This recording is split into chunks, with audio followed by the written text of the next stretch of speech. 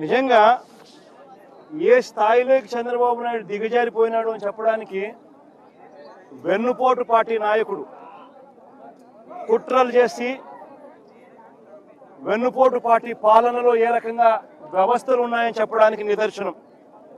ఇది చేసి ఎమ్మెల్యే మీద ఎస్సీ ఎస్టీ కేసు, ఇది రెండో కేసు. ఎమ్మెల్యే మీద పెట్టిన ఇది రెండో కేసు, రెండో అక్రమ కేసు.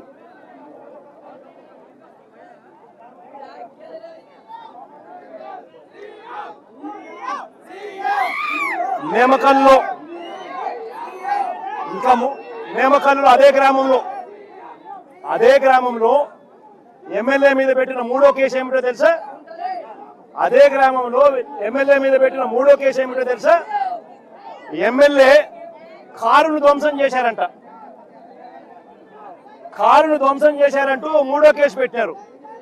మీరే దాడి చేస్తారు, మీరే చెయ్యరగొడతారు, ఎమ్మెల్యే తమ్ముడు చెయ్యరగొడతారు. దారిలో పోతా ఉన్న ఎమ్మెల్యే మీద మీరు దాడి చేస్తారు, ఎమ్మెల్యే తమ్ముడు చెయ్యిని మీరే విరగొడతారు. మళ్ళీ ఎమ్మెల్యే మీద ఎస్సీ ఎస్టీ కేసు పెడతారు. భార్య బట్టను సైతం చింపిపిచ్చి మొగుళ్లతో భర్తలతో. మళ్ళీ అంతటితో కూడా సంతృప్తి చెందకోకుండా కారును ధ్వంసం చేశారు.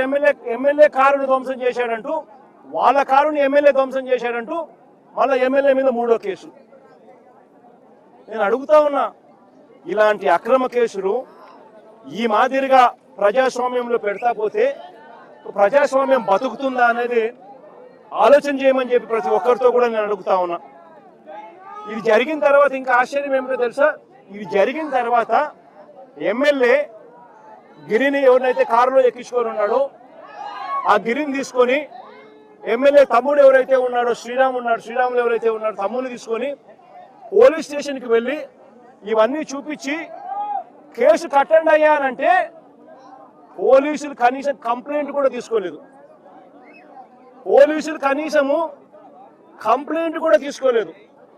అంటే ఒక నష్టపోయిన వ్యక్తి పోలీస్ స్టేషన్కి వెళితే ఆ గిరిని తీసుకొని ఆ కార్యకర్తను తీసుకొని పోయి వాళ్ళ సొంత తమ్ముడు ఎవరైతే చెయ్యి విరిగిపోయిందో తమ్ముడు తీసుకొని పోయి కంప్లైంట్ ఇవ్వడానికి పోలీస్ స్టేషన్కి పోతే కనీసం ఎమ్మెల్యే స్థాయి వ్యక్తి వచ్చి కంప్లైంట్ రిజిస్టర్ చేయాలనుకున్నా కూడా కనీసం కంప్లైంట్ కూడా తీసుకొని పరిస్థితిలో ఈ రాష్ట్రంలో పోలీస్ స్టేషన్లు పనిచేస్తా ఉన్నాయి అని అంటే ఇక సామాన్యుడు ఎవడైనా పోలీస్ స్టేషన్కి పోయే పరిస్థితి ఈ రాష్ట్రంలో ఉందా అన్నది ప్రతి ఒక్కరూ కూడా ప్రజాస్వామ్యవాదులందరూ కూడా ఆలోచన చేసుకోవాలని చెప్పి ఈ సందర్భంగా నేను ప్రతి ఒక్కరితోనూ కోరుతా ఉన్నా.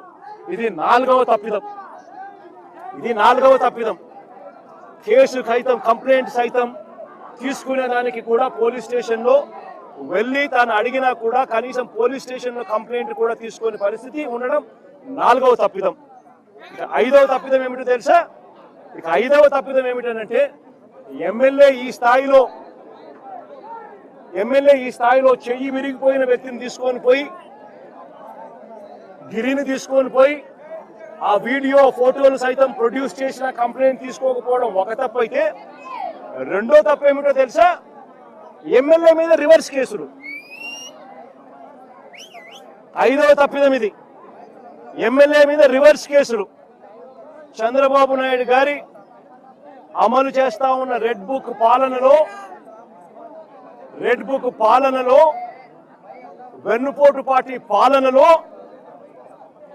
ఆయన పెట్టుకున్న ఈ డర్టీ సిస్టమ్ చేస్తా ఉన్న పని ఏమిటో తెలుసా?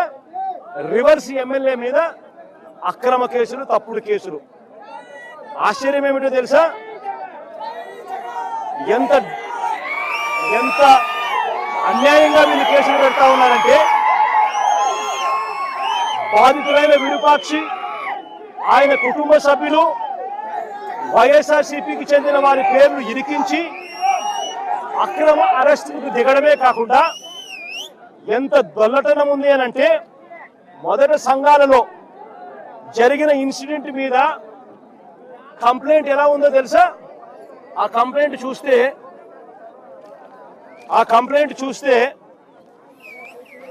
ఆ మొదటి సంఘాల్లో జరిగిన వాళ్ళ కంప్లైంట్ చూస్తే, సంఘాల్లో జరిగిన ఇన్సిడెంట్ కి సంబంధించిన కంప్లైంట్ చూస్తే ఏకంగా ఆశ్చర్యం కలిగించే విషయం ఏమిటంటే ఈ కంప్లైంట్లో నలుగురు పేర్లు ఇదే కంప్లైంట్లో వేరే నిందితులుగా సేమ్ పేర్లు రిపీట్ చేస్తారు. A10 యాదవల్లి ప్రేమకుమార్ A10 అయితే మళ్ళీ A22లో కూడా అదే ప్రేమే, అదే మనిషి మళ్ళీ రిపీట్. A17 మాల గాడిలింగ A17 అయితే A25లో కూడా మళ్ళీ అదే